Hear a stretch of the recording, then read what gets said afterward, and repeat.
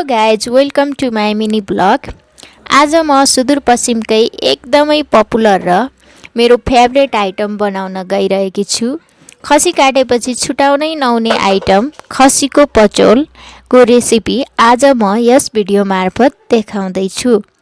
सबैभन्दा पहिला मैले बजारबाट खसीको छाला लिएर आएँ। पचोलको मेन स्टार नै यही हो। अब पालो मसलाको। मैले सिलौटामा नुन, खुर्सानी, अदुवा, ल्वाङ, टिमुर, धनिया र जिरा राखेर एकदमै राम्रोसँग पिसे। यसरी पिसेको मसलाको स्वाद बेग्लै हुन्छ।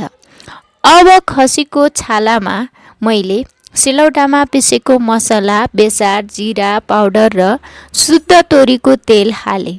यी सबै कुरा हालिसकेपछि हातले एकदमै राम्रोसँग मजाले मिक्स गरे। 2 देखि 3 मिनेटसम्म मसला मोलेपछि हाम्रो स्वादिलो खसीको पचोल रेडी भयो। कोलाई पचोल मनपर्छ कमेन्ट गर्न नबिर्सिनुहोला। See you the next blog. Bye by.